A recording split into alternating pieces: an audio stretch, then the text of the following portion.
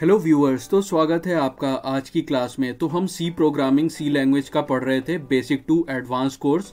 और हम इस कोर्स में पूरा आपको विजुअली और डायग्राम्स के थ्रू समझाएंगे कि आपको काफ़ी अच्छे से समझ में आए वर्किंग। तो अगर आपने पहली क्लासेस नहीं देखी हैं तो वो प्लीज़ देख लीजिए। तो आइए आज की क्लास शुरू करते हैं। तो व्यूअर्स, पिछली क्लास में हमने देखा था कि ये अगर हम कोड लिखते हैं सी लैंग्वेज में तो उसमें कैसे कैसे मेमोरी एरिया में क्या क्या चेंजेस होते हैं। ओके, तो थोड़ा सा हम ये रिकैप कर लें। तो जैसे कोड जो शुरू में लिखते हैं तो सबसे शुरुआत में हैश या पाउंड सिंबल से लाइनें शुरू होती हैं, तो इसको प्री प्रोसेसर डायरेक्टिव कहते हैं। ये मैंने बिल्कुल शुरू में बता दिया था आपको। और ये जो है हेडर्स इंक्लूड करता है। .h करके कोई भी हेडर फाइल होती है वो हम खींच के ले आते हैं, उसकी फंक्शनैलिटी अपने इस कोड में जो हम इस्तेमाल करना चाहेंगे। फिर उसके बाद इंट मेन करके दो राउंड ब्रैकेट्स, ये राउंड ब्रैकेट्स हैं व्यूअर्स, ये इंपॉर्टेंट है। गोल से ब्रैकेट्स हैं ये। मेन के बाद गोल के ब्रैकेट्स और उसके बाद कर्ली ब्रैकेट शुरू, कर्ली ब्रैकेट यहाँ पे ओपन होता है और कर्ली ब्रैकेट यहाँ पे खत्म होता है। और इसके बीच में हमने अपना पूरा कोड लिखा था। ओके, तो मैंने आपको हमेशा से बताया है कि कोई भी वर्ड अगर लिखा रहे, जैसे कि यहाँ पे मेन लिखा है और उसके बाद दो गोल वाले ब्रैकेट्स जिसे हम पैरेंथेसिस कहते हैं, दो गोल वाले ब्रैकेट्स हो तो वो उसका मतलब फंक्शन होता है। ठीक है, ये देखते ही आपको समझ जाना है। तो जो मेन फंक्शन जो होता है उससे हमेशा कोड चलना शुरू होता है। तो जब हमने इस कोड को पहले बिल्ड किया और बिल्ड करके जब चलाया तो मेन से चलना शुरू हुआ।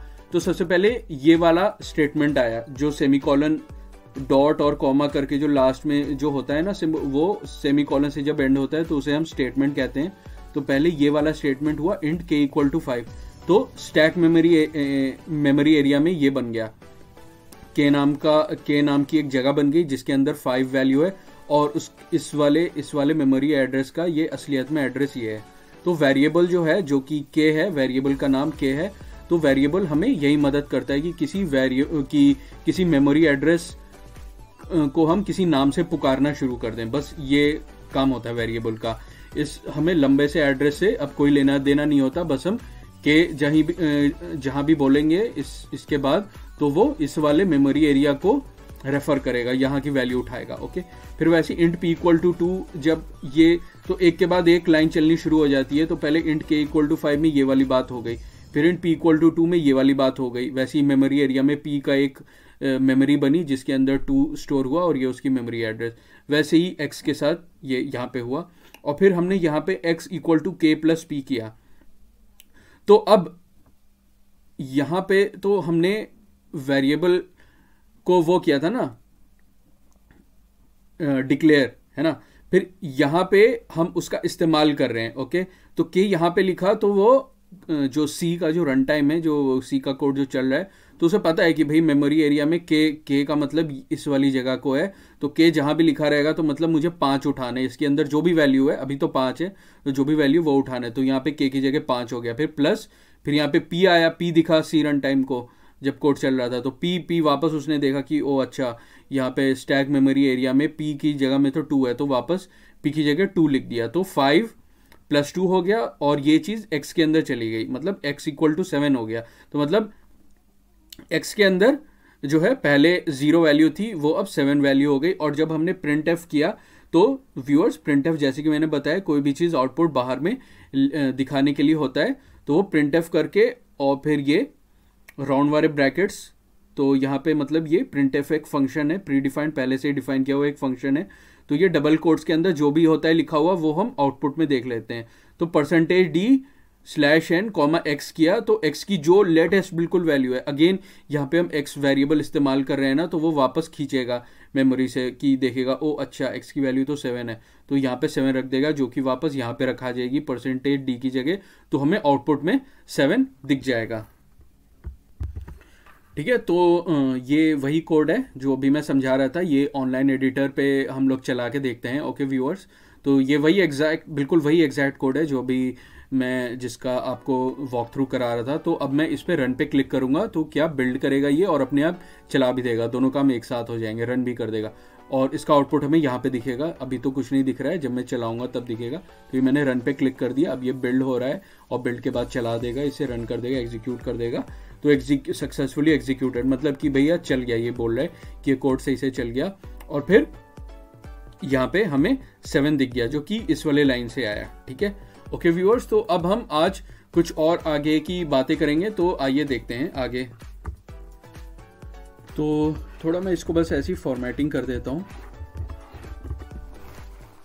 तो व्यूअर्स क्या है कि हमने पहले ही देखा हुआ है कि मेन ये जो फंक्शन है काफी स्पेशल फंक्शन है। ये जो नाम है इस फंक्शन का MAIN, और गोल वाले 2 ब्रैकेट्स पैरेंथेसिस, इससे शुरू होता है।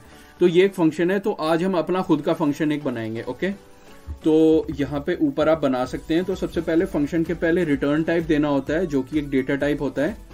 तो यहाँ पे मैं वॉइड दे रहा हूँ। वॉइड का मतलब है कि ये फंक्शन कुछ भी रिटर्न नहीं करता। ये भी हम देखेंगे आगे। अब मेन में ये था रिटर्न टाइप इंट था। इंट भी आप डाल सकते हैं, वो अपने हिसाब से हम डाल सकते हैं, हम देखेंगे।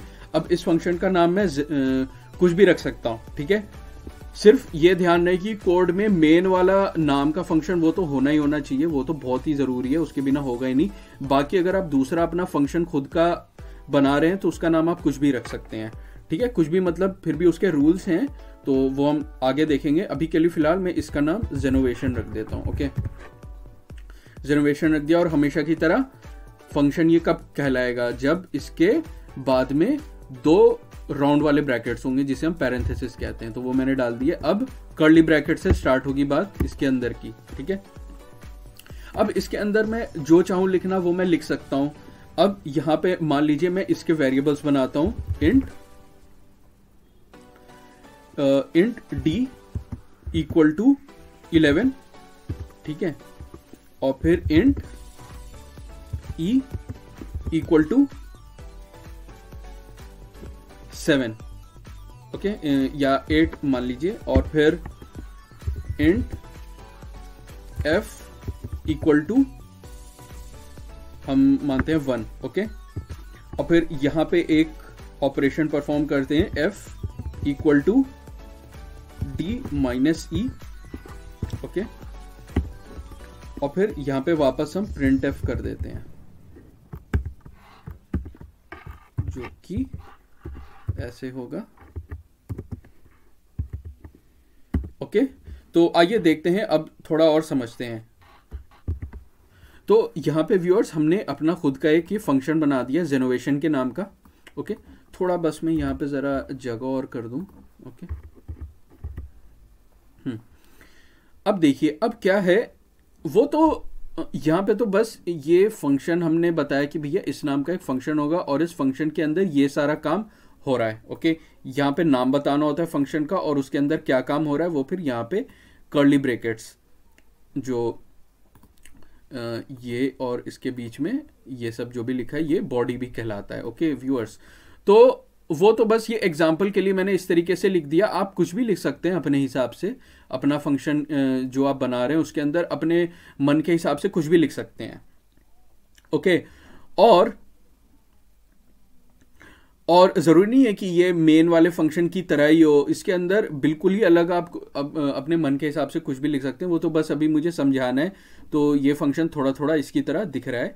तो अब हम इसको और समझते हैं। अब देखिए, अब क्या है कि सबसे पहली बात कि इसको जब आप चलाएंगे, इसको जब आप इस पूरे कोड को, ये पूरा जो सी कोड है, ठीक है, इस पूरे को जब आप चलाएंगे तो वैसे ही हमेशा की तरह सी जो रन टाइम है तो वो चलेगा, वो मेन से चलेगा, फिर ये स्टेटमेंट चलाएगा, फिर ये चलाएगा, फिर ये चलाएगा, फिर ये चलाएगा, फिर ये चलाएगा और फिर ये खत्म हो जाएगा। ठीक है, तो क्या होता है कि बस फिर आपका प्रोग्राम एंड हो जाएगा। जैसी मेन जो फंक्शन है, जैसी उसका शुरू का ब्रैकेट से चीज़ें शुरू होती हैं और लास्ट वाले क्लोजिंग कर्ली ब्रेस पे जब एंड होता है ना, तो आपका पूरा प्रोग्राम ख़त्म हो जाता है। तो इसे चलने का कुछ मौका ही नहीं मिलेगा। ठीक है, यहाँ पे मैं एक लाइन और डाल देता हूँ।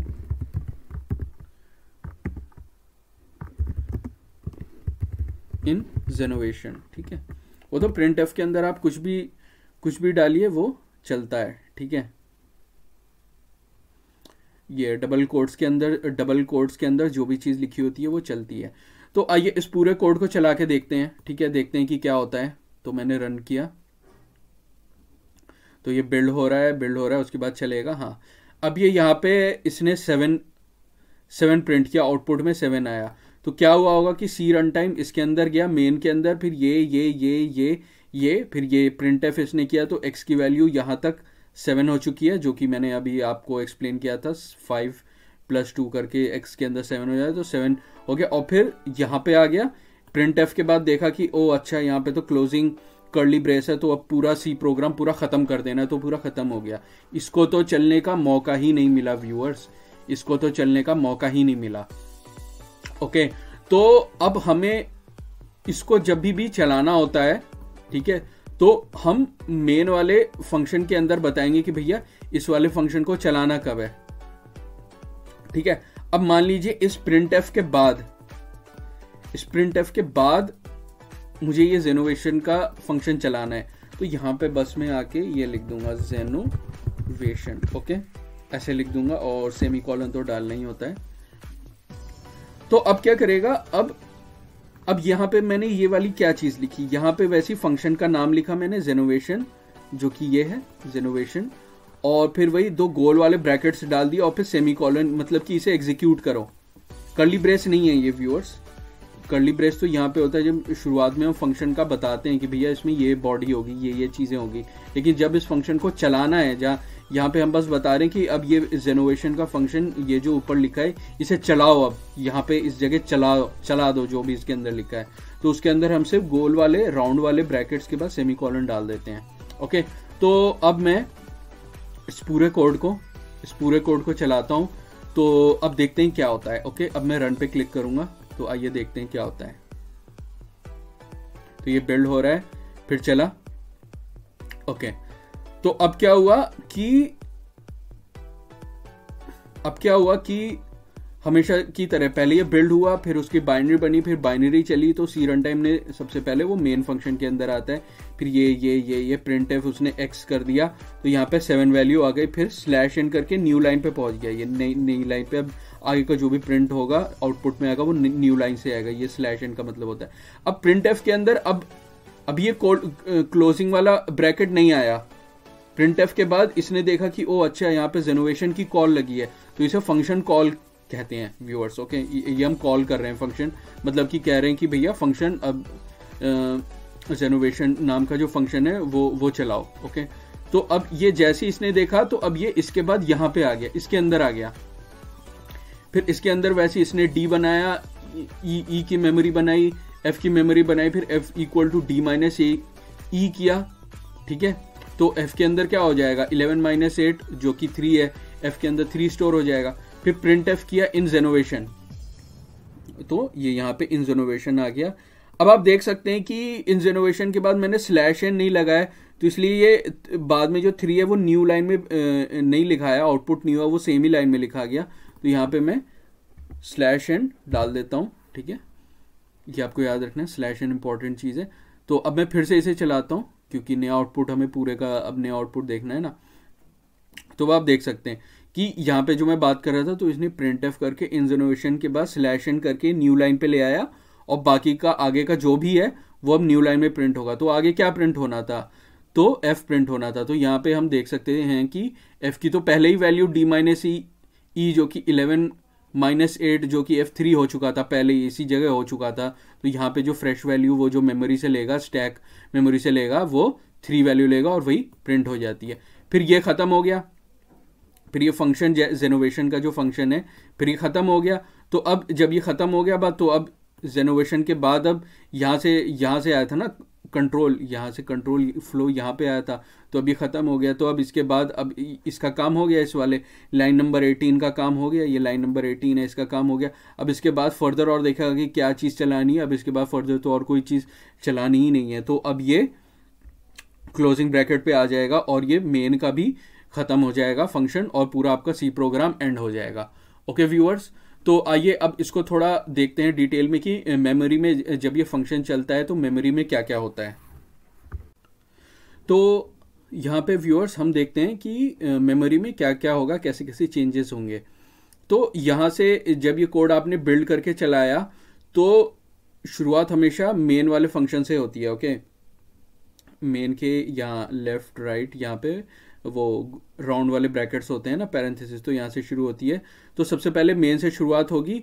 तो आइए देखते हैं स्टैक सेक्शन में क्या क्या होगा। अब जो बाकी के जो दूसरे मेमोरी सेक्शन होते हैं वो बस मैंने छोटे छोटे बना दिए हैं, क्योंकि उसमें मुझे एक्सप्लेन नहीं करना है ना अभी स्टैक वाले सेक्शन को ही एक्सप्लेन करना है, तो इसलिए इसे मैंने बड़ा सा बना दिया है। ओके, तो आइए देखते हैं। तो सबसे पहले मेन से जब बात शुरू होती है तो मेन का एक मेमोरी एरिया बनता है। ओके, ये मैं दूसरे कलर से बना देता हूँ आपकी आसानी के लिए। ओके, यहाँ ये मेन का बना सेक्शन। ओके, ये मेन का सेक्शन बना, ठीक है। अब इसके अंदर सबसे पहले यहाँ पे ये स्टेटमेंट चला int k इक्वल टू 5। तो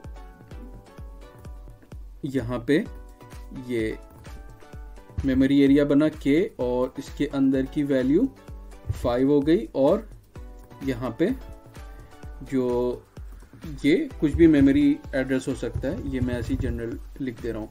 फिर उसके बाद int p इक्वल टू 2, तो वही सेम हुआ। यहाँ पे स्टैक मेमोरी में यहाँ पे एक जगह बनी मेन वाले मेमोरी एरिया के अंदर, इसका नाम p हुआ और इसके अंदर वैल्यू स्टोर हुई 2, और इसका एड्रेस कुछ भी हो सकता है, वो हमें मालूम नहीं है, ठीक है। एड्रेसेस का बाद में देखेंगे, कोर्स के आगे आएगा, काफ़ी खेल होता है इसमें।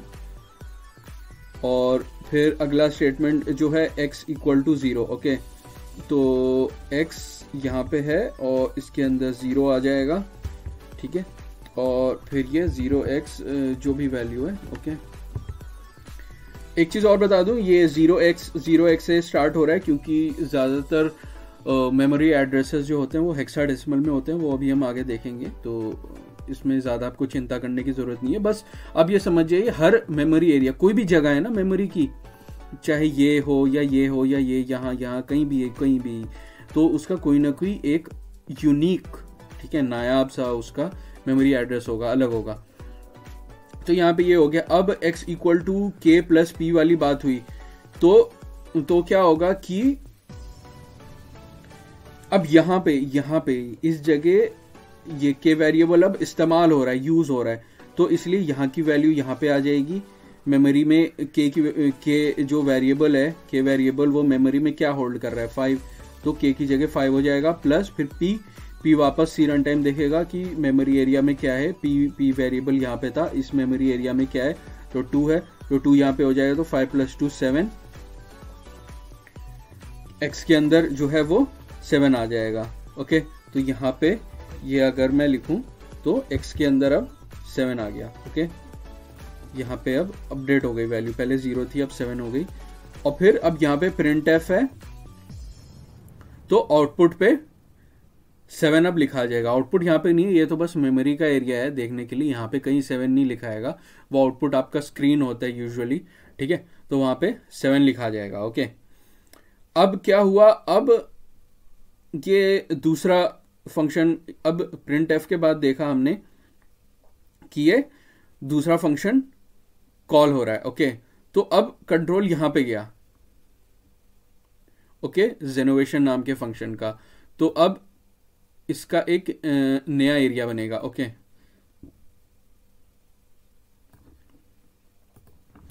ये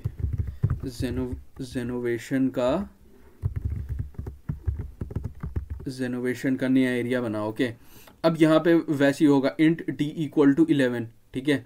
तो यहाँ पे एक, वो तो मैं ऐसे ही बता दे रहा हूँ कि यहाँ पे बन रहा है, वो तो कहीं भी बन सकता है, यहाँ पे, ठीक है। इस मेमोरी एरिया को लेबलिंग मिल जाएगी d की, फिर ये 11 हो जाएगा, और ये कुछ भी हो सकता है, मेमोरी एरिया का एड्रेस कुछ भी हो सकता है, ये हमें नहीं मालूम। फिर वापस int e इक्वल टू 8, फिर इंट वाले साइज़ की, जो कि 4 बाइट या 8 बाइट होता है, उतने साइज़ की मेमोरी यहाँ पे ई का वेरिएबल ले लेगा, ठीक है। और इसका मेमोरी एड्रेस है मान लो ये, ठीक है, ऐसे करके, और इसके अंदर वैल्यू स्टोर हो जाएगी 8, ठीक है। वैसे ही फिर एफ जो है वो यहाँ पे ये जगह इसने ले लिया और इसमें वैल्यू 1 स्टोर हो गई, और इस वाले का एड्रेस आप कुछ भी मान लीजिए, ओके, कुछ भी मान लीजिए आप एड्रेस, ठीक है। तो ये इतना हो गया यहाँ तक। अब ये वाला स्टेटमेंट हुआ execute F is equal to D minus E, ठीक है। तो अब यहाँ पे जब हम वेरिएबल इस्तेमाल कर रहे हैं ना, यहाँ पे जब हम वेरिएबल इस्तेमाल कर रहे हैं तो ये वेरिएबल देखेगा कि भाई मेमोरी एरिया में डी का जो वेरिएबल है जो कि मेमोरी एरिया में यहाँ पे है, तो उसमें कौन सी वैल्यू है, 11 है, तो सी रन टाइम 11 की वैल्यू यहाँ पे लाके रख देगा, ठीक है। फिर 11 माइनस हो गया, फिर ई की वैल्यू देखेगा मेमोरी एरिया में कहाँ पे है, तो 8 है इसकी वैल्यू, तो ये वैल्यू यहाँ पे लाके रखा जाएगी ऐसे, ठीक है। तो क्या हो गया, 11 माइनस 8 हो गया इक्वल टू एफ, तो वो 11 माइनस 8 3 वैल्यू आई, तो वो 3 जो है एफ के अंदर चला आएगा। तो यहाँ पे 1 जो वैल्यू थी ना एफ की, ये रिप्लेस हो जाएगी, ये जो है अब 3 हो जाएगा, ओके, 3 हो जाएगा। अब इतना हो गया एफ की, यहाँ भी वेरिएबल इस्तेमाल हो रहा है ना, एफ का वेरिएबल यहाँ इस्तेमाल हो रहा है, तो 3 जो वैल्यू एफ के अंदर गई तो वो यहाँ फिर से मेमोरी एरिया में देखेगा कि भैया एफ का वेरिएबल कहाँ पे था, ओ अच्छा यहाँ पे था, तो यहाँ पे वो 3 अपडेट कर देगा, इसी जगह कर देगा, ये नहीं कि यहाँ कर देगा, यहाँ कर देगा। एफ के वेरिएबल का एड्रेस ये था ना, तो इसलिए यहीं पे ही करेगा, उसे पता है सी रन टाइम को कि एफ जहाँ भी इस्तेमाल हो रहा है तो मतलब ये इस वाले मेमोरी एड्रेस की बात हो रही है। उसके बाद प्रिंट एफ इन जेनोवेशन जो भी डबल कोट्स में है वो प्रिंट हो जाएगा, वो आउटपुट में, आउटपुट दूसरी जगह है, यहाँ पे नहीं, यहाँ पे हम बस मेमोरी की बात कर रहे हैं। फिर उसके बाद अगला जो प्रिंट एफ है, प्रिंट एफ ये वो एग्जीक्यूट होगा, और फिर यहाँ पे फिर से एफ की वैल्यू इस्तेमाल हो रही है ना, यहाँ की वैल्यू, यहाँ पे एफ की वैल्यू इस्तेमाल हो रही है, तो वो फिर से सी रन टाइम देखेगा कि भैया ये एफ जो वेरिएबल है वो मेमोरी एड्रेस में कहाँ पे है, वो यहाँ पे है, तो वो अच्छा वो यहाँ से ये 3 की वैल्यू यहाँ पे ला के इस्तेमाल कर लेगा, और फिर 3 हमारा आउटपुट में प्रिंट हो जाएगा। तो इतना होता है। अब इसके बाद ये लास्ट स्टेटमेंट था इस फंक्शन के अंदर, जेनरेशन फंक्शन के अंदर ये लास्ट स्टेटमेंट था, तो फिर ये कर्ली ब्रैकेट यहाँ पे ख़त्म हो गया। तो बस इस फंक्शन के सारे स्टेटमेंट्स एग्जीक्यूट हो गए, और फिर अब वापस कंट्रोल यहाँ पे आ जाएगा, है ना। यहाँ से बात शुरू हुई थी ना, यहाँ से यहाँ पे गया था, पूरा इसने एग्जीक्यूट किया, तो फिर वापस यहाँ पे आ गया। फिर अब ये आगे देखेगा इससे अगला, जो कि यहाँ भी अब और कोई नहीं है, तो वापस इस कर्ली ब्रैकेट पे ख़त्म होगी बात, ठीक है। और इसमें एक चीज़ बता दूं, तो अभी हम यहाँ पे हैं, अभी हम यहाँ पे हैं, तो यहाँ पे अब इसके बाद जैसी सी रन टाइम ने देखा कि ओ इसके बाद अब कुछ भी नहीं है, क्लोजिंग एंगल ब्रैकेट है, तो ये जेनोवेशन की जितनी भी मेमोरी एरिया, इसके स्टैक में जितनी भी वेरिएबल्स है, सब मेमोरी एरिया, सब चीज़ ख़त्म हो जाएंगे। तो अब जैसे ही प्रिंट एफ के बाद में यहाँ पे आया ना क्लोजिंग कर्ली ब्रैकेट पे, तो ये पूरा जेनोवेशन का ही सिर्फ पूरा मेमोरी एरिया खाली हो जाएगा, ठीक है, ये पूरा जो है खाली हो गया। क्योंकि ये तो कॉमन सेंस की बात है। अब तो ये पूरा खत्म हो गया ना, अब खत्म होने के बाद कंट्रोल वापस यहाँ पे आ रहा है, अब इसका कुछ लेना देना नहीं है, खत्म हो गया। आउटपुट पे जो चीज़ लिखानी थी स्क्रीन पे, जो कि एक अलग जगह होती है, वो चीज़ जो भी लिखानी थी वो लिखा गई प्रिंट एफ से। अब ये सब मेमोरी एरिया में सारी बातें हो गई, क्योंकि अब हम क्लोजिंग कर्ली ब्रेस पे आ गए। फिर कंट्रोल यहाँ पे आया, ठीक है, यहाँ से शुरुआत है ना, यहाँ पे गया था जेनोवेशन में, यहाँ पूरा काम किया, फिर यहाँ वापस आया, फिर बाद में चेक किया कि अब मेन फंक्शन के अंदर अब और तो कुछ नहीं है चलाने को, कोई और स्टेटमेंट तो नहीं है। फिर वापस ये कर्ली ब्रैकेट पे आया। अब फिर से जैसे ही किसी फंक्शन के कर्ली ब्रैकेट पे आता है तो उसके स्टैक पे जो भी होता है वो सब क्लियर हो जाता है।